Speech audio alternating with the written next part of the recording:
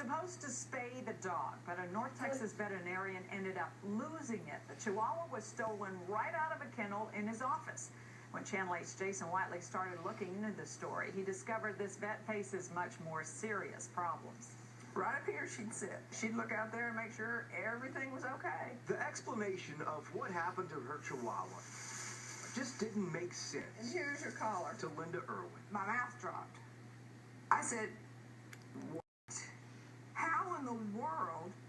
How can you lose a dog in a vet's office? Erwin took her 9-month-old dog named Sugar to get spayed at Dr. David Snyder's office in Terrell.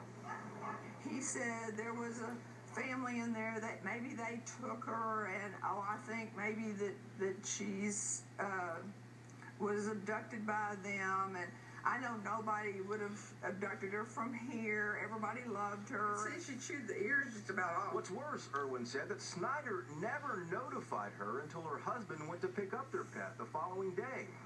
Police tell us there's no record Snyder ever reported the theft either. I said, do you think we'll get her back? And he said, no. Detectives launched an investigation, but didn't find Sugar at the other client's house. Dr. Snyder has apologized, offered to replace the Erwin's chihuahua, but has yet to do so. Dr. Snyder backed out of an interview with us at his office here, saying he had a veterinary emergency and had to deliver a calf. But we discovered he was actually due in court a short time later on a felony charge of drug possession. So we decided to attend that hearing as well. And that's when we finally got a chance to meet him. Dr. Snyder. Jason Whiteley, Channel 8. How'd the calf go this morning? See that? Yes, I did. Was it delivered okay? Snyder deflected our questions on why he was there. We were in here for my son's hearing. Court records show it wasn't his son, but Snyder himself, facing a felony charge for possession of methamphetamines. He didn't want to discuss that or the dog stolen from his office. Do you want to level with us about the other dog, the Erwin's dog? So were you charged with possession in June, indicted in June? We're switching from one subject to another. Wait, I can't even keep up with which one you're saying. Well, do you want to talk about either of them? No comment. Snyder pleaded not guilty to the possession charge. His attorney says the drugs were found in someone else's car, which Snyder was only borrowing.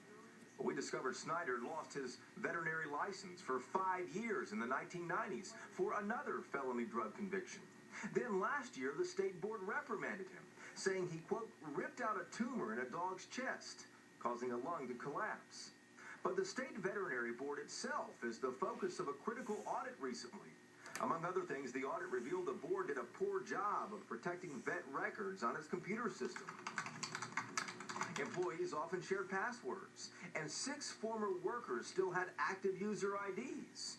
But the board insists it has no reason to believe that anyone tampered with official records. These numbers have to do with our performance measures, not with whether or not we are doing accurate investigations in cases. Still, it makes Erwin wonder about the integrity of the state's records on veterinarians. I've never done homework on a vet ever in my life. I've never had this problem ever in my life. Police haven't pinpointed who took Sugar, but the Erwins say they hold Dr. Snyder responsible, doubting they will ever see their dog again.